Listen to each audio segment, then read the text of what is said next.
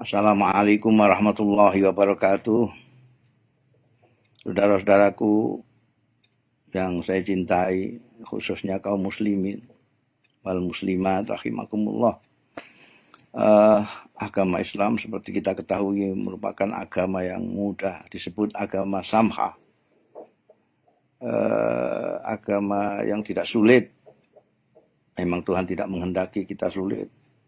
Dalam ayat 185 Al-Baqarah Allah berfirman, yuridullahu bikumul yusra wala yuridu bikumul usra. Allah menghendaki kemudahan untuk kalian, bukan kesulitan, bukan kesukaran. Beliau berfirman juga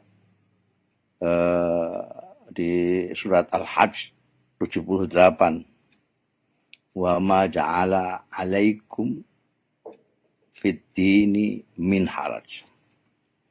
Tuhan tidak menjadikan di dalam agama ini kesulitan untuk kalian. Tidak ada.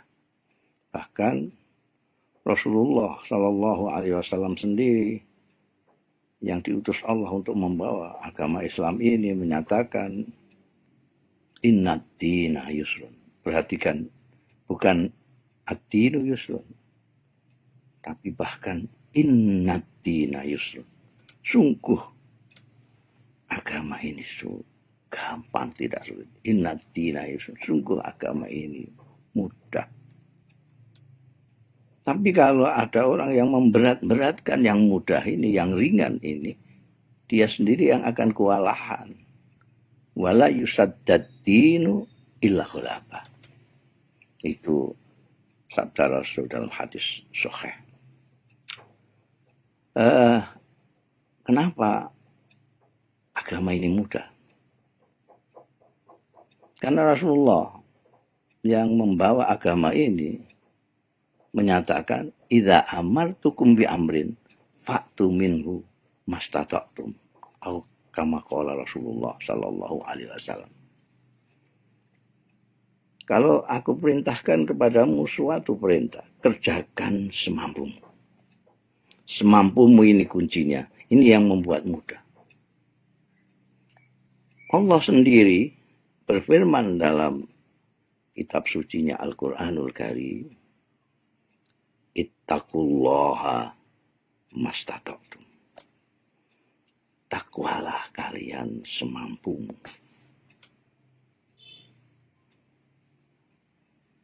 Semampumu ini adalah kuncinya. Karena itu kalau kita lihat contoh-contohnya banyak sekali. Kita diperintahkan sholat zuhur 4 rakaat. Sholat asar 4 rakaat. Tapi ketika kita pergi jauh, kita bisa dapat korting. Asar 2 rakaat.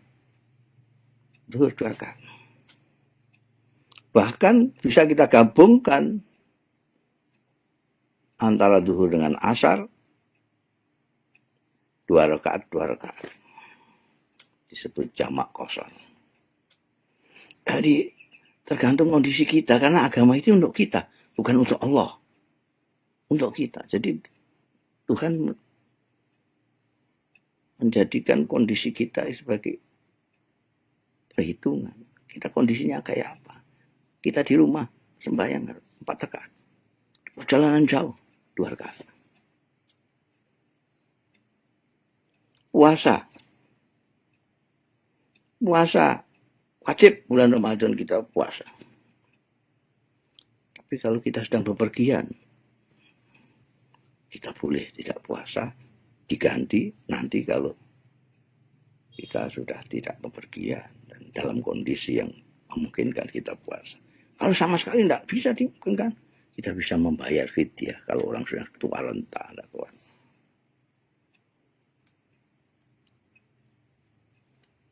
Kita tidak bisa Jumatan, kita bisa. Kenapa nggak bisa Jumatan? Karena ada uzur. Misalnya hujan lebat. Ada hujan lebat. Dulu sudah pernah ada hujan lebat. Hayya 'alas sholahnya oleh muadzin diganti ala shollu fi buyutikum. Jadi salat Jumat bisa diganti salat zuhur. Kita ada ke masjid tapi di rumah. Itu kalau hujan lebat saja bisa dijadikan uzur untuk kita tidak Jumatan. Nah ini ada virus menular yang mengguncangkan dunia, bahkan membuat panik orang banyak. Bukan karena kita berani mati, bukan. Tapi karena kita tidak mau menyebarkan, menularkan sesuatu yang nanti sulit dikendalikan. Nah, nanti kita nggak bisa silaturahmi sama kawan-kawan. Kita tidak bisa sholat tahiyatul masjid.